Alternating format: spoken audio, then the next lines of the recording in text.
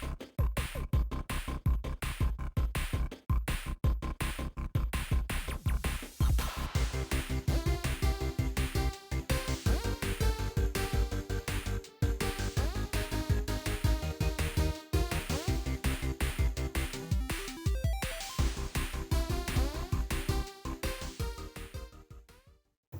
everyone, welcome back to the channel. And today in this video, I haven't really had a whole many chances to working on any big projects lately. There's a lot of big stuff in the computer room I want to get done, and a lot of big stuff in the game room here I want to get done, including some videos that I just haven't had a chance to with, there's a lot of stuff going on. So I'm basically recording a really quick video here, hopefully quick anyway, of something that's kind of been on my to-do list for a while for some minor housekeeping, and that is testing some PlayStation consoles. Like this one, and this one, and this one, and this one, and this one, and this one. 6 PS1 consoles. But not just this, not one, but 2 PS2 consoles as well. Specifically the PS2 Phats. You're probably thinking I'm crazy and insane for having this many PlayStation consoles when I already have a PS1 and a PS2 Phat as it is. So why do I have a total of 7 PS1s and 3 PS2 Phats? Because I can, and I do. So yeah, let's just start testing these things out, see what works, see what doesn't work, and get well, game plans going for them. I should also mention that no, I do not have my lapel mic on me right now. That disappeared at some point when I was rearranging this room and doing some things. I had it when I was doing a couple other videos, but I don't fully know what happened to it. In fact, the last time I know I used it was over on my computer corner when I was doing that web server thing, but that's not the point of this video. All right, so to clarify, no, I am not one of those crazy hoarder level retro collector enthusiasts that just buy these things as they come up every time I see them. I've actually turned away a lot of consoles I found in garage sales. There is a reason why I have some of these. It's mainly because I kind of forgot over the years that I've acquired so many. With the 3 PS2s, my personal one, I've had it for a few years. I actually got that out of my garage sale. It had no cables or nothing with it. It was just one they wanted a couple bucks for. They had no idea if it worked, and it actually works just fine. My childhood PlayStation behind me, I've had since I was, well, a kid, all the way back in 1999. One of these is one that a family member gave me somewhere around 2002, 2003, because he was clearing out some stuff, and gave me a stack of games as well. 2 of these I picked up at a Goodwill, mainly because they were $5 each, but I think there was a blue light, this isn't Kmart, blue tag sale where it was half off if it had a blue tag, and so it was like $5 total for 2 of them. One of them was being tossed away at a garage sale. It was literally like going to be tossed away because there's no cables or nothing to test it, so they had no idea if it worked. And a couple of them I somehow acquired, and I guess I don't remember where I got them. The main point of this video is I want to get a game plan going for all of these PlayStation 1 consoles. They've been down here in the game room, kind of just stacked up in a corner, and since I'm reorganizing stuff and stuff situating, I'm kind of wanting to get these put into another section of the basement that's I'm using for storage, and then as time goes on, I can pull these out and see if I can get them working or use them for whatever future projects. So beyond the fact I know that my childhood PlayStation and one of these PlayStations works. I believe it's this second one here is my the backup one I got from a family member about 2002, 2003. I know that one works. The others, I have no idea. They've literally just been, as I picked them up, I just set them down here somewhere, and as I'm cleaning and organizing, I realized I had it. So I'm gonna get some B-roll shots to show the conditions of these things, and then we're going to, well, hook them up where my childhood one is, and see what works and see what doesn't work. So first off is testing the stack of PS1 consoles, and we're doing that over here in the new retro game corner, which I think feels and looks a whole lot better here than it did over there. But that's besides the point. But we're going to be testing these PS1s here with this, which is the PlayStation Underground Jam Pack demo disc from fall of 2001. One of the main reasons why I want to use this instead of any other game is, well, it's actually the better condition disc. I just want to give these things the best shot there are of working if they're going to work, and a disc that's this clean should just work. I actually think it's funny that this is from 2001, so this is like right before the PS2 came out, so this is very late into the PS1's lifespan. But yeah, first we're going to be testing this on the PS1 that I've had for several years. This is my childhood PS1. I know it works, but I want to use this and this as a control to see what and how everything's going to work. And then we're going to work our way down the stack and see what what's going to be restored, what's going to be parts, and what's going to be probably tossed. I think one or two of these are probably going to be, at least one of these is probably going to be tossed. So let's get started. By the way, does anybody miss like this era of demo discs where you could just get one because you were part of like a magazine subscription? All right.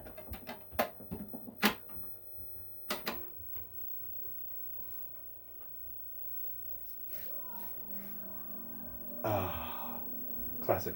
Oh crap, that's flickering. Apologies for the flickering. It's a weird thing with the syncing of the cameras, but yeah, it went to the black. This is actually really important that I went here because this is the like BIOS boot thing with PS1s. All right, so my childhood one is working just fine, like I knew it was going to. I have the sound turned off, that way it's not, you know, trying to talk over it, but hey, it is working. So on to the next PS1. All right, so the first one I'm going to be testing is this very, very brown one. In fact, I don't know if you can tell how brown it is, but childhood PS1 here is fully restored and the original color. It is disgusting. Specifically, in case anybody wanted to know, this is SCPH-5501, all the way from November of 1997, which is funny because this one's from 1999. On the back here, we are missing the parallel I/O port. I do see some rust on the shield there. The button is very sticky, cliche of PS1s. Yeah, that's just to see if this one works. I'm thinking this is yellowed from cigarettes. It's going to be nasty when I go to clean it. But let's try it out. Okay.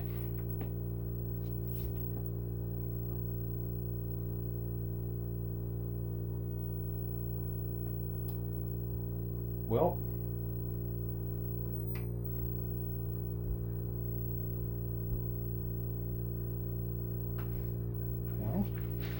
I can hear the drive is spinning.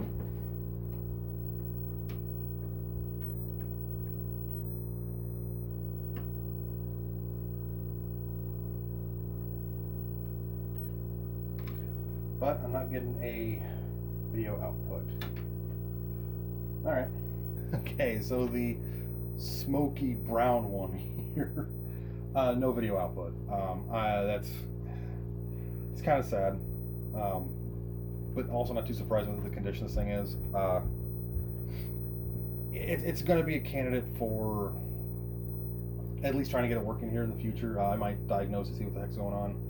Maybe it's something with the video port, maybe it's something with the board itself. Yeah, I don't even know if there's any good parts on here because of how yellowed it is and how rusted the back plate is, but you know, let's see. So number one, no video output, but does power up and spin the motor, which is important. That means some of the electronics is working.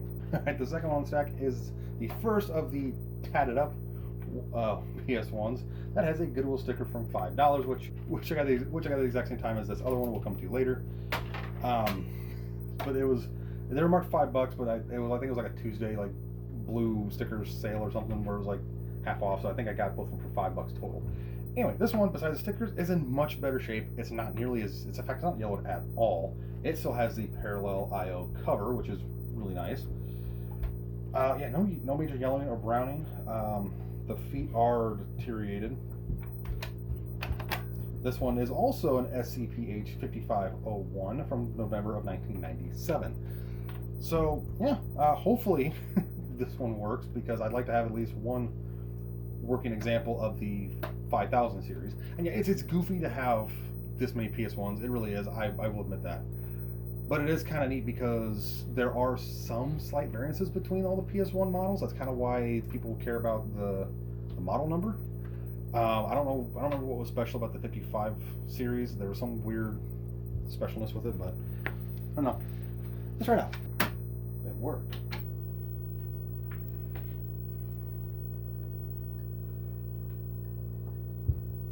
White screen. So this thing does boot. I can't hear it has sound. Ignore the flickering, but it's sticking on white. Uh-oh. Ooh. Wait, what? Why do you go to a CD player? Yeah, it's the jam pack disc in there. Let's reset it. Okay.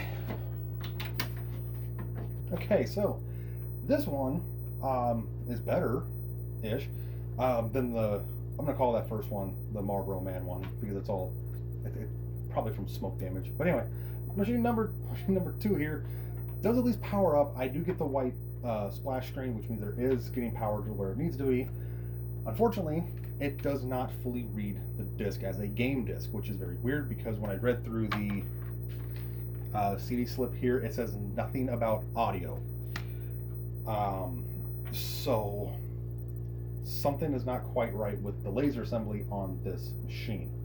So this might be, since it's in such good shape, I might try and swap the 2 laser assemblies from this one and the Marlboro Man one, and see if I can get this one to fully work. If not, this might be a good candidate for a optical drive emulator, one of those SD card emulators that you can replace the laser assembly with, or at least maybe mod it with a mod chip so I can run Japanese imports, because I think that'd be kind of fun too. Console number 3 is the second of the 2 tatted machines I got from Goodwill for a total of about $5. And this one is in a little bit better shape, but I hear something in there that's not good. So machine number 3 is the second, yeah, no, that's confusing. I should have done this in a different order. But anyway, the second of these stickered up ones that I got from Goodwill for a total of $5. This one has a really cool Metallica sticker. I kind of hope I can save that, because it is a vintage one from the year 2000, which is awesome. I want to see if I can save that. It's not as yellow. It's not yellowed much. It's not brown at all. It's a little dirty. Sticky buttons. It does have the parallel cover, but it is brown. Not as brown as the first machines, but it is still brown. I mean, it came with this machine, so I don't know why there's a discrepancy there. Yeah, it looks to be in really good shape. Feet are a little messed up, but not too bad. Specifically, this is model number SCPH 7501 from September of 1998. So what makes these 7000 series ones very special is because these were the last ones that had this parallel I/O port. Now, realistically, there was only like 2 or 3 devices that used these, and none of them were official for PlayStation and Sony. There was a Game Boy adapter, there was a physical Game Shark that went here, and I think there was a 3rd device. I don't remember what it was. Like it was some other like ROM device or something. But yeah, that's kind of why these are kind of desirable, is if you had the older style Game Shark that wasn't disc based. So let's see if this one works. Okay. Ooh, button worked on that one a lot better. White screen. Black screen. All right, so the laser assembly is working on this one. Ooh, God, that is noisy. Yeah, I don't know if you can hear it on my microphone or not, but the rail assembly that the laser slides on is very crunchy. Yeah, the motor's a little grindy too. But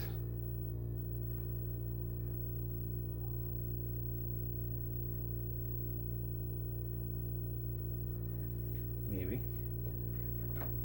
Hey, it works. Awesome. All right, so machine number 3 here works just fine. The laser assembly though is extremely noisy. You can hear the laser assembly grind on the rails when it's moving, and the motor sounds a little growly as well.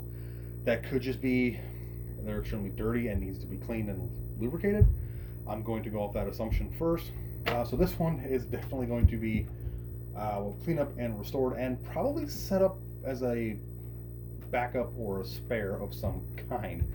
So far I have 2 fully working PS1s, with this one just being noisy. But yep, get it cleaned up, get the stickers off, see if I can see this Metallica sticker, and put it somewhere else because it looks really cool, and go from there. So machine number 4 is actually very special, and that is because the PS1.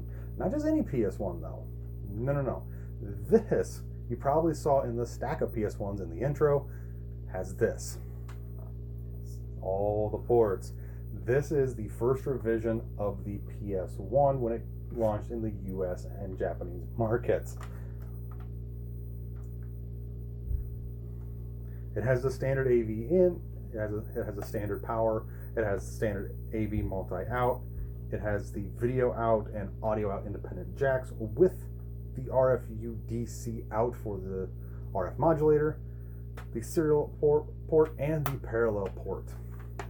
Specifically, this is SCPH-1001, hailing from September 1995. This is one of the earliest US version PlayStations on the market. I think these things actually came out August here in the US, I think. But yeah, this thing is gorgeous. It is yellowed, it is discolored, but it is extremely cool that I have one of the first revision PS1s. This has actually been something I've been wanting for my collection for a very, very long time, and it's just because it's iconic. Yes, I have the one of the last PS1s, and I have these other PS1s I'm testing, but this is the first revision PS1. Regardless of whether or not this works, this is going to be put up for display. Hopefully it works so I can actually use it, because there is a neat video idea I have for PS1s if I can get many of these working as I can, but I still want to see this thing work, so let's try it out.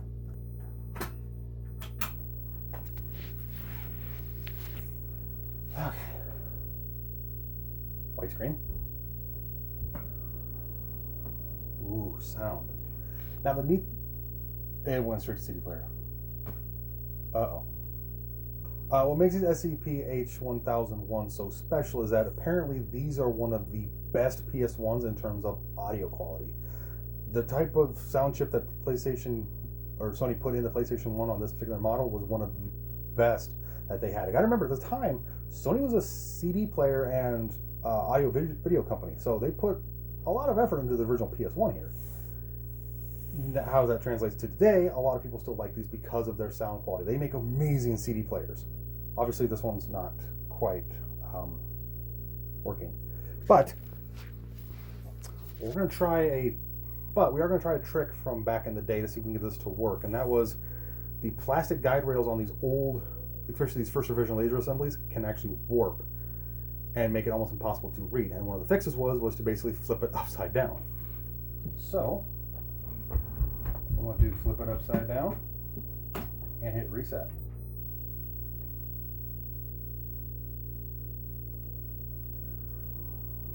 White screen.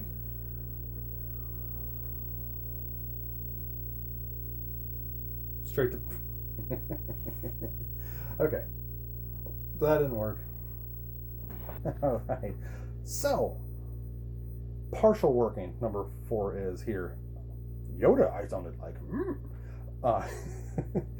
But yeah, this partially works. It does power up, it does show the white screen, but it immediately boots and kicks itself to the CD player, which is not normal.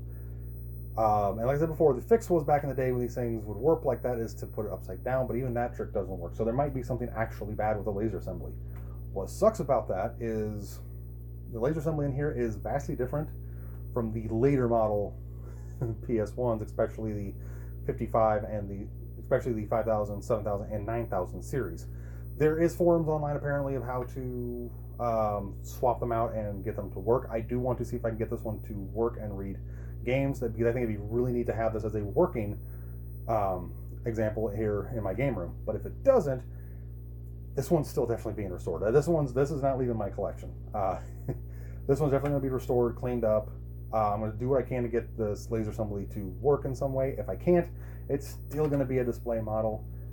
As soon as I find one of the original style non-analog sticked PS1 controllers, and have this be kind of a display model, because like I said, it's stupidly cool that it's one of the first revisions of the PS1s. It's actually one of the earliest ones that came to the US market. So yeah, restored, see if I can get the laser assembly to do something with that, if I can get it to work.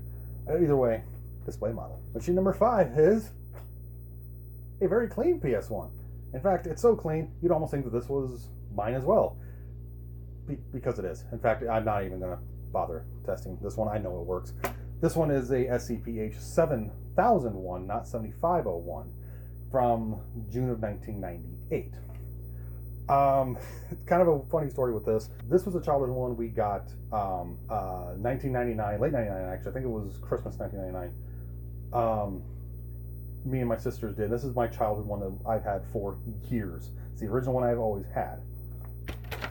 This one was given to me by a family member around 2002, 2003 because he was getting rid of some of his old consoles and his old games. And he basically gave it to me with a bunch of PS1 games, which is where I started playing Resident Evil and Dino Crisis and some of those other mature themed games that I probably wasn't old enough to be playing. But yeah, I know this one works, so I'm not even going to bother testing it. The reason why I keep this one around is because, well, it has the parallel I/O port for my Game Shark. I actually do have the Game Shark for this back port here. I just don't use it that much, really, because I just haven't. But yes, I kept this one around several years as a backup or spare PS1. I've used it a few times. I've taken this one upstairs and direct captured with it on a couple of the games and videos I've done. But yeah, I know it works, so I'm not even going to bother testing. It's going to work the exact same as my original childhood one. Okay, so machine number 6 and the last PS1 I'm going to be testing in this video is this one. This one is a fairly clean model. It needs a little scrubbing, a little work. The button's a little sticky. This is as you can tell from the back, a later version of the original gray PS1. It does not have the parallel I/O port here. This one specifically is the SEPH 9001 from November of '99. This is actually newer than my childhood PS1, which is just hilarious to think about because it was not long after this that they switched to the PS1, the little white one, when they brought out the PS2. So yeah, I have no doubt that this one's going to work. I mean, it's actually fairly clean. So let's just see if it does.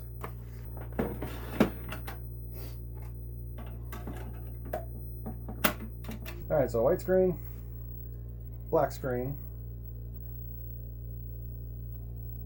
Actually, I think that's a little quieter than my original PS1. Turn that down. And it works.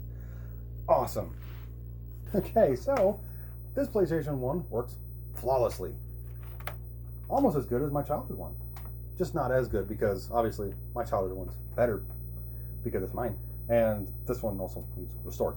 But bringing that up, I don't know if I'm actually going to be fully restoring. Well, let me phrase that. I'm going to fully restore it, clean it up, lube it up, get it looking nice and new. I just don't know if I'm going to keep this one. My goal is I want to get the other PlayStation 1s working as well, especially one of the 5000 series, since I already have a working 7000 and 9000 series. I want to get the 1001 and one of the 5000 ones working. That way I have basically the 4 main revisions of the PS1 functional, or at least for display purposes, I guess. The other ones, I'm probably going to, especially this one, I'm probably going to clean it up and maybe trade it to another game, like a retro game store for a little bit of credit, sell it on eBay. God, I don't know. I mean, I have maybe get it cleaned up and have it be maybe a giveaway or something for my channels. I know that's kind of a risky thing to say, because I don't really know what else I could possibly give away in the future to top this, but maybe a neat thing to give away or something. I don't know. We'll have to see when the time comes. But I am going to be slowly restoring these stack of PS1s and getting them all functional. Okay, and now for the PS2s, and now I test the PS2s, which are both PS2 Phats. And the reason why I have 3 PS2 Phats and 7 PS1s is, well, because I can. I can. I just keep coming across them, and it's not a problem. It's not a habit. It's not an addiction. I can quit anytime I want. Okay, in all seriousness, though, to kind of explain why I have 3 PS2 Phats, it starts with this one, which is the one that's currently hooked up to my game corner here. I've had this one for a few years. I kind of came across it at a garage sale. They only wanted like $10 for it. No cables, no controllers, no games, which isn't that big a deal because I had several games at the time that I had bought because my wife had a PS2, which was a PS2 Slim, which she has taken back now so that she can play Sims upstairs. So it's kind of funny that there's a PS4, a Series S, and a PS2 hooked up on one TV. But after I got this thing at the garage sale and I picked up PS2 controllers and all that kind of stuff to get it working, I really haven't had a reason to find any other PS2s because I had a PS2 Slim and now a PS2 Phat. So I had both models. My brother-in-law actually picked these up. They were basically e-waste being tossed out. I don't remember where he said he got them. He had no idea if they worked, and he just gave them to me because he said, well, if I can get them to work, great. If not, not that big a deal, because they were basically free for him and they were free for me. So we're going to, well, see if these two work, and well, if they do, get a game plan going for them, and if they don't, well, I guess I can find something to do with them. All right, and to test out these PS2s, I'm going to be using 2 different games. The main reason for this is because these are 2 different types of optical media. See, the PS2 here was in the era of which DVD-ROMs were huge, and most of the games for the PS2, GameCube, and the OG Xbox were DVD-based. But some of the very early PS2 games were CD-ROM based, and I did a TikTok and a shorts on this earlier where I showed the differences, in which these were the more iconic silver-backed style CDs, whereas these were the neat blue-colored CDs, and these were CD-ROM technology. The reason why I'm using 2 is because some PS2s, the laser and motor assembly can become weak over time, and if it won't run, and as a result, it may not start up with a CD-ROM based game. So I am going to start with a CD-ROM based game and just see if it'll work, and if it doesn't, then I'll try and put in a DVD based game and see if it works. And the reason for that is because apparently there's a weight difference between the CD and the DVD based discs. I'm not sure exactly why that's a thing, but let's try it out. For the first one is this PS2. I'm labeling PS2 1. That way I can differentiate between them. This one is actually in pretty good shape. It's fairly dirty. It's got some scuffs on it. It's got some scrapes. Nothing that a good cleaning can't fix. There are a bunch of deep scratches on the bottom. Nothing, again, that's too concerning in terms of it working. I am concerned about the rear AV port. It does look a little damaged. I don't see that it's ever been opened because the warranty tape is still on it. It does have the expansion bay cover, but there is nothing in it.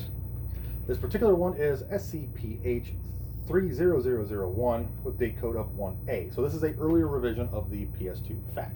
So let's try it out. And I also noticed the PS2 logo is vertical. That means it was like this for most of its life. All right, powered on. All right, red light does work. Let's hit the power button, see what happens. Well, it actually does work. Awesome. Do I have a PS2 controller around here? It's actually not too noisy either. No data. Awesome. So, let's see if it'll read a memory card. Make sure the memory card slot works.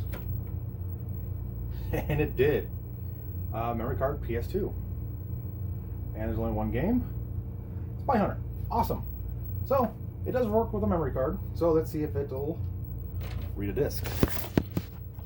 Ooh, that CD drive is a little slow.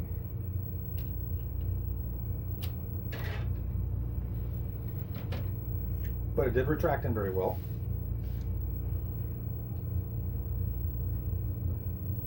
Let's read it. It says reading disc.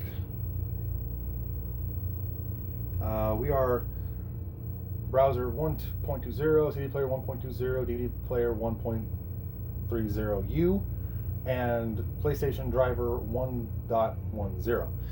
Again, any PS2 aficionados can tell me what all that means. It's not loading the game.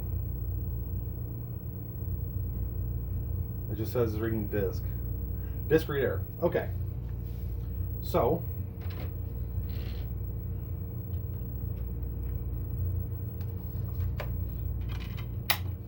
we will not let that deter me. We will now try the DVD-ROM based game, which is a game I actually know very well. I used to play it back in the day on the GameCube. True Crime Streets of LA. Again, we're not playing it. I just want to see if it's going to read it.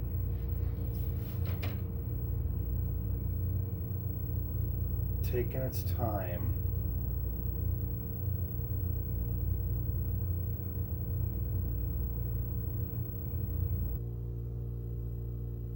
Oh, no way.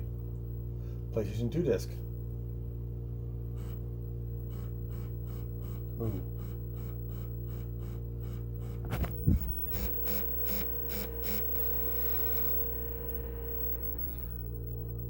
It didn't read it. Okay, so PS2 number 1 does power on, it does work, gives a display, sound, controller port works, memory card slot works. Disk drive, really slow coming out, but it did retract in smoothly, so that's a bonus. But it did not read, it did not even attempt to read a CD-ROM based game. In fact, it didn't even detect it, really, it's just a disk read error. And a DVD-ROM based game, it did detect it was a PS2 game, and it did try to load it, but I hope the microphone caught it, but the laser assembly was really noisy, and I don't know if it's fully working. So the plan is for this one is, I don't know yet. I need to see if this other PS2 is going to work that way before I give a definitive answer of what's going to be going on with this one. But yeah, I'll we'll come back to this one if number 2 works. Speaking of number 2, this is the PS2 number 2, and it is in a lot worse shape. It's been taken apart before. It's missing the feet. The AV port looks like it's damaged. There's a lot of dirt and dust in the cooling fan. The disk drive itself is actually, looks like it's broken. It's in a lot worse shape than the first one. But we're not going to let appearances dictate us on this one. We're just going to try it. Alright. Man, this thing looks awful on my shelf. You have a red light, so it does have power.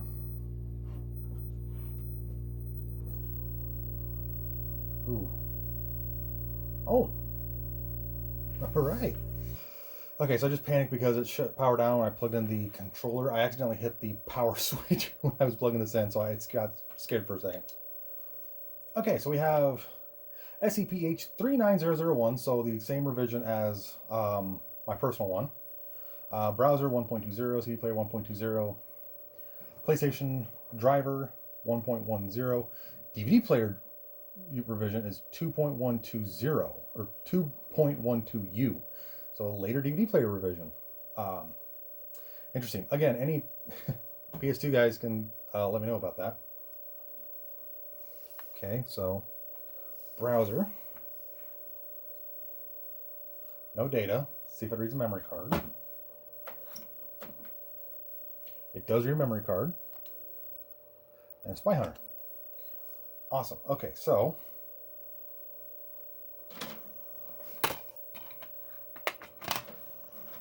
ooh. Uh-oh. Okay, it comes out a little harder and got stuck.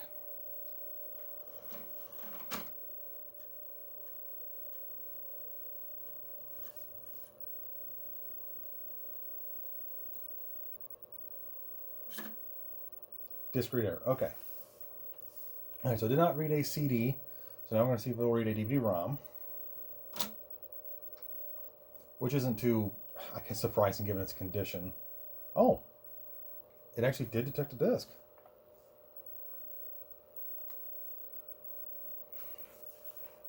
I'm going to be so surprised. I'm going to be so surprised if this one works. Because it looks like somebody ripped the front off the... Oh, no.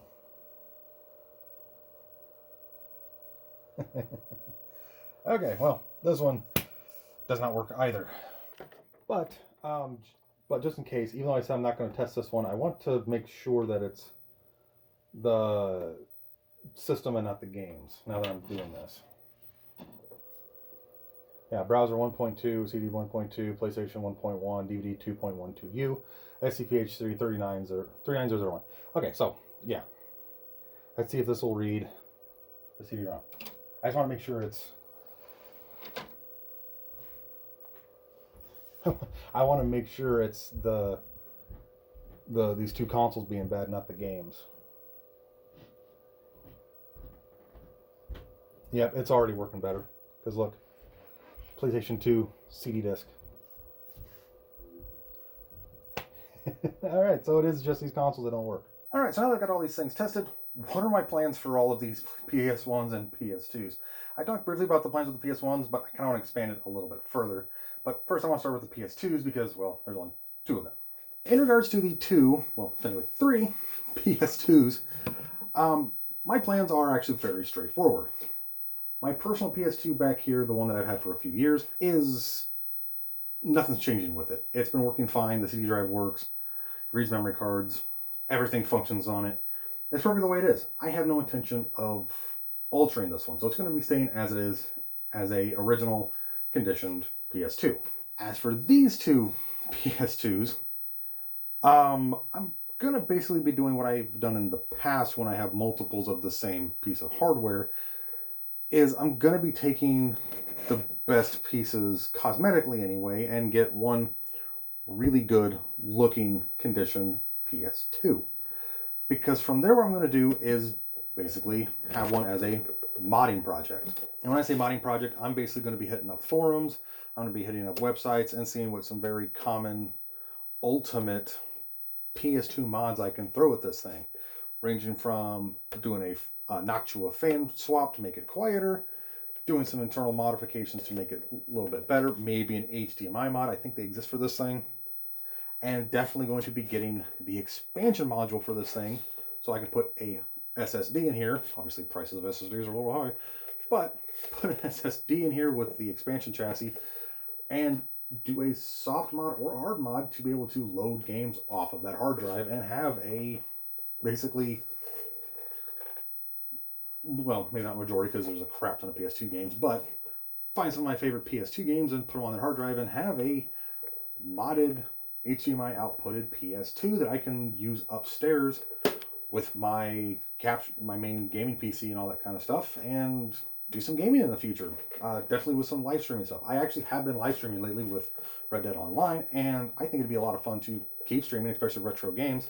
And obviously, yes, I could use the composite output for that purpose, or I could use that Batocera emulator, which I probably will do in the future for some live streaming at first.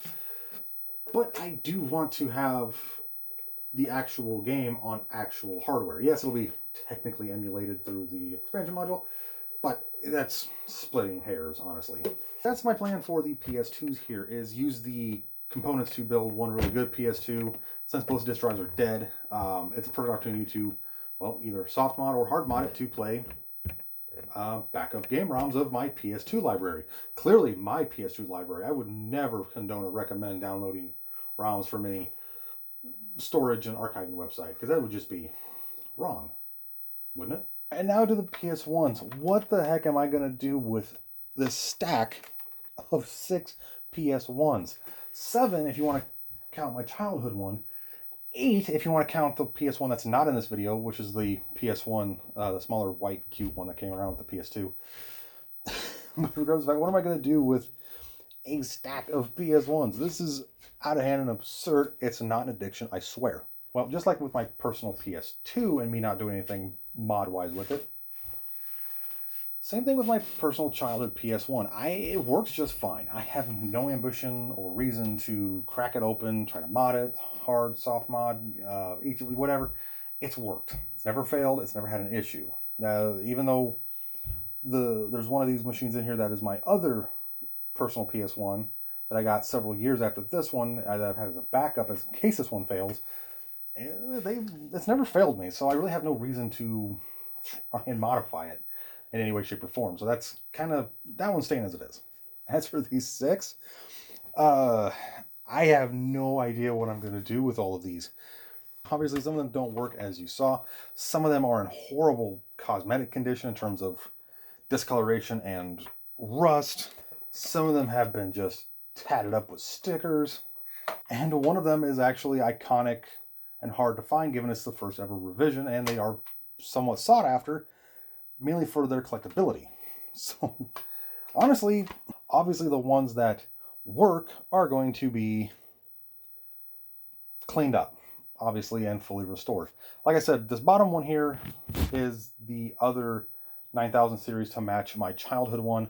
Because it's in such good shape, and considering the fact that it works perfectly, it's probably going to be getting a full restoration, cleaned up, scrubbed, get the buttons unsticky and all that kind of stuff. And I'm either going to be selling that on eBay or one of the retro groups I'm in, or